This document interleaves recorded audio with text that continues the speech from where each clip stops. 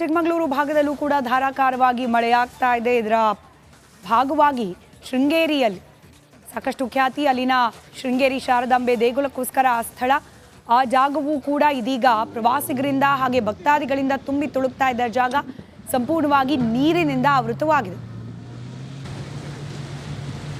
ದೃಶ್ಯದಲ್ಲಿ ಗಮನಿಸ್ತಾ ಇದ್ದೀರಿ, ಶೃಂಗೇರಿ ದೇವಸ್ಥಾನದ ಮುಖ್ಯ ಬೀದಿ ಕಂಪ್ಲೀಟ್ ಆಗಿ ಅಲ್ಲಿದ್ದ ಅಂಗಡಿ ಮುಂಗಟ್ಟುಗಳಿಗೆಲ್ಲವೂ ಕೂಡ ನೀರು ನುಗ್ಗಿದೆ.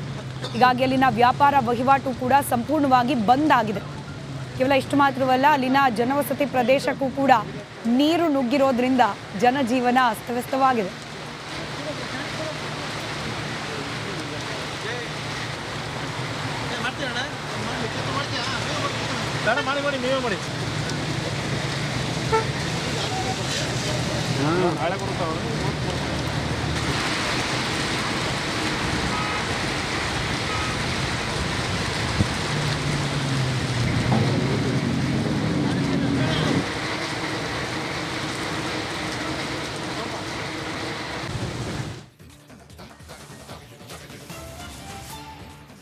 ಆ ಊರಿನ ಜನ ನದಿ ದಾಟಲಿಕ್ಕೆ ಬಿದಿರಿನ ಸೇತುವೆಯನ್ನೇ ಆಶ್ರಯವಾಗಿ ಪಡೆದುಕೊಂಡಿದ್ರು. ಆದರೆ ಧಾರಾಕಾರ ಮಳೆಯಿಂದಾಗಿ ಆ ಸೇತುವೆ ಕೂಡ ಇದೀಗ ಹಾನಿಗೀಡಾಗಿದೆ. ಹೀಗಾಗಿ ನದಿ ದಾಟೋಕ್ಕಾಗದೆ ಕುಟುಂಬ ಪರದಾಡ್ತಾ ಇದೆ. ಎಲ್ಲಿ ಹಾಗೆ ಸದ್ಯಕ್ಕೆ ಆ ಕುಟುಂಬದ ಪರಿಸ್ಥಿತಿ ಯಾವ ರೀತಿ ಇದೆ, ಒಂದು ಡೀಟೇಲ್ ರಿಪೋರ್ಟ್ ನಿಮ್ಮ ಮುಂದೆ.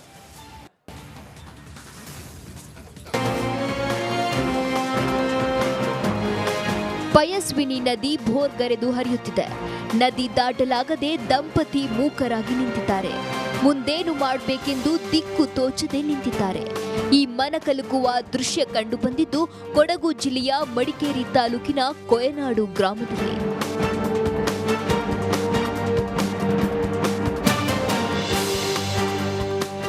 ಮಡಿಕೇರಿ ತಾಲೂಕಿನ ಕೊಯನಾಡು ಗ್ರಾಮದಲ್ಲಿ ಪಯಸ್ವಿನಿ ನದಿ ಮೈದುಂಬಿ ಹರಿಯುತ್ತಿದೆ. ಭಾರಿ ಮಳೆಗೆ ನದಿಗೆ ಅಡ್ಡಲಾಗಿದ್ದ ಬಿದಿರಿನ ಸೇತುವೆ ಕೊಚ್ಚಿ ಹೋಗಿದೆ.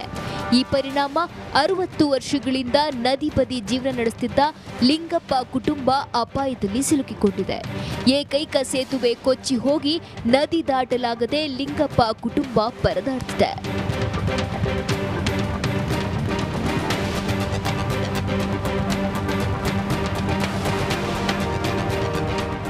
ಮೂರು ದಿನಗಳಿಂದ ಮನೆಯಿಂದ ಆಚೆ ಬರಲಾರದೆ ಈ ಕುಟುಂಬ ಒದ್ದಾಡ್ತಿದೆ. ಆಚೆ ಬರಲು ದಾರಿ ಇಲ್ಲ. ಏನ್ ಮಾಡೋದು ಅಂತ ನದಿಯ ಮತ್ತೊಂದು ಕಡೆಯಿಂದ ಕೂಗಿ ಕೂಗಿ ಹೇಳ್ತಿದ್ದಾರೆ. ಹೊಳೆಯಿಂದ ಆ ಕಡೆ ಒಂದು 4 ಕುಟುಂಬಗಳು ವಾಸವಾಗ್ತಿರುತ್ತೆ. ಈ ವಾಸವಿದ್ದ ಕುಟುಂಬದಲ್ಲಿ ಈಗ ಮಳೆಗಾಲದ ಸಂದರ್ಭದಲ್ಲಿ ಅವರಿಗೆ ಯಾವುದೇ ರೀತಿಯ ಈ ಕಡೆಗೆ ಸಂಪರ್ಕಕ್ಕೆ ಕಷ್ಟದ ಸಾಧ್ಯ. ಈ ವರ್ಷ ಪ್ರಸ್ತುತ ಈ ವರ್ಷ ಕೂಡ ವರ್ಷ ಪ್ರತಿ ನಾವು ಯಾವ ರೀತಿ ಅದಕ್ಕೆ ಒಂದು ಫಂಡನ್ನು ಇಡ್ತೀವಿ, ಆ ರೀತಿ ಫಂಡನ್ನು ಕೂಡ ಇಟ್ಟಿದ್ವಿ. ಅದಕ್ಕೆ ವ್ಯವಸ್ಥಿತವಾಗಿ ಅದನ್ನು ಕೆಲಸ ಮಾಡಲಿಕ್ಕೆ ಎಲ್ಲರಿಗೂ ಅಸಾಧ್ಯ. ಅದನ್ನು ಇನ್ನು ಈ ಪಯಸ್ವಿನಿ ನದಿಯಾಚೆ ಒಟ್ಟು 4 ಕುಟುಂಬಗಳು ವಾಸಿಸುತ್ತಿವೆ. ಮಳೆಗಾಲವಾದ್ದರಿಂದ ಮಕ್ಕಳ ವಿದ್ಯಾಭ್ಯಾಸಕ್ಕಾಗಿ ಉಳಿದ ಕುಟುಂಬದವರು ಈಗಾಗಲೇ ನದಿ ದಾಟಿ ಬಂದಿದ್ದಾರೆ. ಆದರೆ ಲಿಂಗಪ್ಪ ಕುಟುಂಬದವರು ಮಾತ್ರ ಅಲ್ಲಿಯೇ ಉಳಿದುಕೊಂಡು ಈಗ ಸಂಕಷ್ಟದಲ್ಲಿ ಸಿಲುಕಿಕೊಂಡಿದ್ದಾರೆ. ಕುಟುಂಬ ಇದ್ದಾರೆ. ಬಂಟಡ ಕುಟುಂಬದಲ್ಲಿ 3 ಮಕ್ಕಳಿದ್ದಾರೆ. ಅವರು ಕೆಲವು ಮಕ್ಕಳ ವಿದ್ಯಾಭ್ಯಾಸಕ್ಕೋಸ್ಕರ ಹೊರಗೆ ಹೋಗಿದ್ದಾರೆ, ಇಲ್ಲಿ ಇಲ್ಲ. ಈ ಒಂದು ಕುಟುಂಬ ಇಲ್ಲೇ, ಲಿಂಗಪ್ಪ ಅವರ ಕುಟುಂಬ ಇಲ್ಲೇ ಇದೆ. ಒಂದು ಬೆಡ್ ರಿಡನ್ ಒಂದು ತಾಯಿ ಇದ್ದಾರೆ, ಮತ್ತು 2 ಇದ್ದಾರೆ. ಮಗ ಹೊರಗಡೆ ಓದ್ತಾ ಇದ್ದಾನೆ. ಈಗ ಮಳೆಗಾಲ ಬಂದರೆ ಇದೇ ಸಮಸ್ಯೆ. ಈಗ ಹೊಳೆ ದಾಟಲಿಕ್ಕೆ ಆಗೋದಿಲ್ಲ. ಈಗ ಹೈವೇಯಿಂದ ಒಂದು 200 ಮೀಟರ್ ಡಿಸ್ಟೆನ್ಸ್ ಅಷ್ಟೇ ಇದೆ. ಇದಕ್ಕೊಂದು ಪರ್ಯಾಯ ವ್ಯವಸ್ಥೆ ಮಾಡಿ ಬೇಕಾದಷ್ಟು ಮನವಿ ಸಲ್ಲಿಸಿದ್ರು ಕೂಡ ಏನು ಸ್ಪಂದನೆ ಆಗಲ್ಲ. ಮತ್ತು ಅವರು ಅಷ್ಟು ಓಡಾಡುವಷ್ಟು ಸಶಕ್ತರಲ್ಲ, ಯಾಕಂದರೆ ಅವಿದ್ಯಾವಂತರು. ಈಗ ಅವ್ರನ್ನು ಯಾರು ಏನೇ ಮಾತಾಡಿದರೂ ಅದಕ್ಕೆ ಸ್ಪಂದನೆ ಇಲ್ಲ. ಈಗ ನದಿಯಾಚೆ ಸಿಲುಕಿಕೊಂಡಿರೋ ಕುಟುಂಬಕ್ಕೆ ಅಗತ್ಯ ಸಾಮಗ್ರಿಗಳನ್ನು ತಲುಪಿಸಬೇಕಿದೆ. ಅಪಾಯದಲ್ಲಿ ಸಿಲುಕಿರೋ ಈ ಕುಟುಂಬವನ್ನ ಆದಷ್ಟು ಬೇಗ ರಕ್ಷಿಸಬೇಕಿದೆ. ಬಿ ಅನುಕಾರ್ಯಪ್ಪ, ರಿಪಬ್ಲಿಕ್ ಕನ್ನಡ, ಕೊಡಗು. ಚಿಕ್ಕಮಗಳೂರು ಭಾಗದಲ್ಲೂ ಕೂಡ ಧಾರಾಕಾರವಾಗಿ ಮಳೆಯಾಗ್ತಾ ಇದೆ. ಇದರ ಭಾಗವಾಗಿ ಶೃಂಗೇರಿಯಲ್ಲಿ ಸಾಕಷ್ಟು ಖ್ಯಾತಿ ಅಲ್ಲಿನ ಶೃಂಗೇರಿ ಶಾರದಾಂಬೆ ದೇಗುಲಕ್ಕೋಸ್ಕರ ಆ ಸ್ಥಳ, ಆ ಜಾಗವೂ ಕೂಡ ಇದೀಗ ಪ್ರವಾಸಿಗರಿಂದ ಹಾಗೆ ಭಕ್ತಾದಿಗಳಿಂದ ತುಂಬಿ ತುಳುಕ್ತಾ ಇದ್ದ ಜಾಗ ಸಂಪೂರ್ಣವಾಗಿ ನೀರಿನಿಂದ ಆವೃತವಾಗಿದೆ.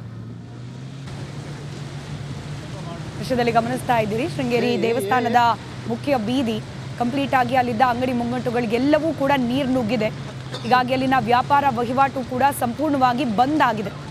ಕೇವಲ ಇಷ್ಟು ಮಾತ್ರವಲ್ಲ, ಅಲ್ಲಿನ ಜನವಸತಿ ಪ್ರದೇಶಕ್ಕೂ ಕೂಡ ನೀರು ನುಗ್ಗಿರೋದ್ರಿಂದ ಜನಜೀವನ ಅಸ್ತವ್ಯಸ್ತವಾಗಿದೆ.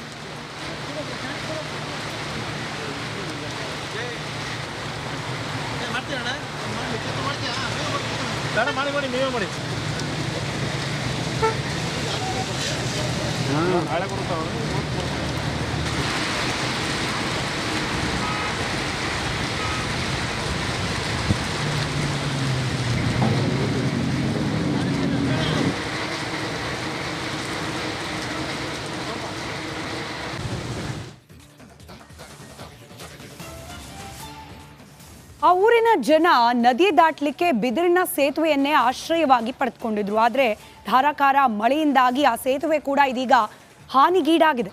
ಹೀಗಾಗಿ ನದಿ ದಾಟೋಕ್ಕಾಗದೆ ಕುಟುಂಬ ಪರದಾಡ್ತಾ ಇದೆ. ಎಲ್ಲಿ ಹಾಗೆ ಸದ್ಯಕ್ಕೆ ಆ ಕುಟುಂಬದ ಪರಿಸ್ಥಿತಿ ಯಾವ ರೀತಿ ಇದೆ, ಒಂದು ಡೀಟೇಲ್ ರಿಪೋರ್ಟ್ ನಿಮ್ಮ ಮುಂದೆ.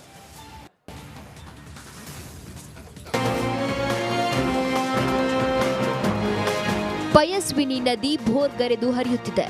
ನದಿ ದಾಟಲಾಗದೆ ದಂಪತಿ ಮೂಕರಾಗಿ ನಿಂತಿದ್ದಾರೆ. ಮುಂದೇನು ಮಾಡಬೇಕೆಂದು ದಿಕ್ಕು ತೋಚದೆ ನಿಂತಿದ್ದಾರೆ. ಈ ಮನಕಲುಕುವ ದೃಶ್ಯ ಕಂಡು ಬಂದಿದ್ದು ಕೊಡಗು ಜಿಲ್ಲೆಯ ಮಡಿಕೇರಿ ತಾಲೂಕಿನ ಕೊಯನಾಡು ಗ್ರಾಮದಲ್ಲಿ.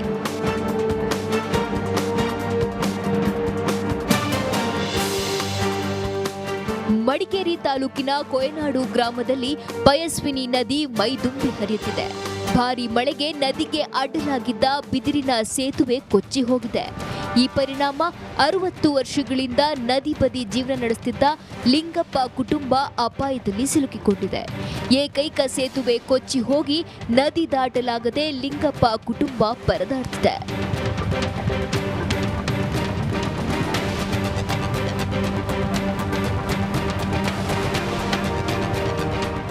ಮೂರು ದಿನಗಳಿಂದ ಮನೆಯಿಂದ ಆಚೆ ಬರಲಾರದೆ ಈ ಕುಟುಂಬ ಒದ್ದಾಡ್ತಿದೆ. ಆಚೆ ಬರಲು ದಾರಿಯಿಲ್ಲ. ಏನ್ ಮಾಡೋದು ಅಂತ ನದಿಯ ಮತ್ತೊಂದು ಕಡೆಯಿಂದ ಕೂಗಿ ಕೂಗಿ ಹೇಳ್ತಿದ್ದಾರೆ. ಹೊಳೆಯಿಂದ ಆ ಕಡೆ ಒಂದು 4 ಕುಟುಂಬಗಳು ವಾಸವಾಗ್ತಿರುತ್ತೆ. ಈ ವಾಸವಿದ್ದ ಕುಟುಂಬದಲ್ಲಿ ಈಗ ಮಳೆಗಾಲದ ಸಂದರ್ಭದಲ್ಲಿ ಅವರಿಗೆ ಯಾವುದೇ ರೀತಿಯ ಈ ಕಡೆಗೆ ಸಂಪರ್ಕಕ್ಕೆ ಕಷ್ಟದ ಸಾಧ್ಯ.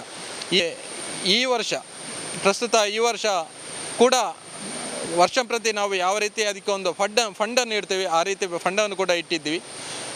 ಅದಕ್ಕೆ ವ್ಯವಸ್ಥಿತವಾಗಿ ಅದನ್ನು ಕೆಲಸ ಮಾಡಲಿಕ್ಕೆ ಎಲ್ಲರಿಗೂ ಅಸಾಧ್ಯ. ಅದನ್ನು ಇನ್ನು ಈ ಪಯಸ್ವಿನಿ ನದಿಯಾಚೆ ಒಟ್ಟು 4 ಕುಟುಂಬಗಳು ವಾಸಿಸುತ್ತಿವೆ. ಮಳೆಗಾಲವಾದ್ದರಿಂದ ಮಕ್ಕಳ ವಿದ್ಯಾಭ್ಯಾಸಕ್ಕಾಗಿ ಉಳಿದ ಕುಟುಂಬದವರು ಈಗಾಗಲೇ ನದಿ ದಾಟಿ ಬಂದಿದ್ದಾರೆ. ಆದರೆ ಲಿಂಗಪ್ಪ ಕುಟುಂಬದವರು ಮಾತ್ರ ಅಲ್ಲಿಯೇ ಉಳಿದುಕೊಂಡು ಈಗ ಸಂಕಷ್ಟದಲ್ಲಿ ಸಿಲುಕಿಕೊಂಡಿದ್ದಾರೆ. ಕುಟುಂಬ ಇದ್ದಾರೆ. ಬಂಟಡ ಕುಟುಂಬದಲ್ಲಿ 3 ಮಕ್ಕಳಿದ್ದಾರೆ. ಅವರು ಕೆಲವು ಮಕ್ಕಳ ವಿದ್ಯಾಭ್ಯಾಸಕ್ಕೋಸ್ಕರ ಹೊರಗೆ ಹೋಗಿದ್ದಾರೆ, ಇಲ್ಲಿಲ್ಲ. ಈ ಒಂದು ಕುಟುಂಬ ಇಲ್ಲೇ, ಲಿಂಗಪ್ಪ ಅವರ ಕುಟುಂಬ ಇಲ್ಲೇ ಇದೆ. ಒಂದು ಬೆಡ್ ರಿಡನ್ ಒಂದು ತಾಯಿ ಇದ್ದಾರೆ, ಮತ್ತು 2 ಇದ್ದಾರೆ. ಮಗ ಹೊರಗಡೆ ಓದ್ತಾ ಇದ್ದಾನೆ. ಈಗ ಮಳೆಗಾಲ ಬಂದರೆ ಇದೇ ಸಮಸ್ಯೆ. ಈಗ ಹೊಳೆ ದಾಟಲಿಕ್ಕೆ ಆಗೋದಿಲ್ಲ. ಈಗ ಹೈವೇಯಿಂದ ಒಂದು 200 ಮೀಟರ್ ಡಿಸ್ಟೆನ್ಸ್ ಅಷ್ಟೇ ಇದೆ. ಇದಕ್ಕೊಂದು ಪರ್ಯಾಯ ವ್ಯವಸ್ಥೆ ಮಾಡಬೇಕಾದಷ್ಟು ಮನವಿ ಸಲ್ಲಿಸಿದ್ರು ಕೂಡ ಏನು ಸ್ಪಂದನೆ ಆಗಲ್ಲ. ಮತ್ತು ಅವರು ಅಷ್ಟು ಓಡಾಡುವಷ್ಟು ಸಶಕ್ತರಲ್ಲ, ಯಾಕಂದರೆ ಅವಿದ್ಯಾವಂತರು. ಈಗ ಅವ್ರನ್ನು ಯಾರು ಏನೇ ಮಾತಾಡಿದರೂ ಅದಕ್ಕೆ ಸ್ಪಂದನೆ ಇಲ್ಲ. ಈಗ ನದಿಯಾಚೆ ಸಿಲುಕಿಕೊಂಡಿರೋ ಕುಟುಂಬಕ್ಕೆ ಅಗತ್ಯ ಸಾಮಗ್ರಿಗಳನ್ನ ತಲುಪಿಸಬೇಕಿದೆ. ಅಪಾಯದಲ್ಲಿ ಸಿಲುಕಿರೋ ಈ ಕುಟುಂಬವನ್ನ ಆದಷ್ಟು ಬೇಗ ರಕ್ಷಿಸಬೇಕಿದೆ. ಬಿ ಅನುಕಾರ್ಯಪ್ಪ, ರಿಪಬ್ಲಿಕ್ ಕನ್ನಡ, ಕೊಡಗು.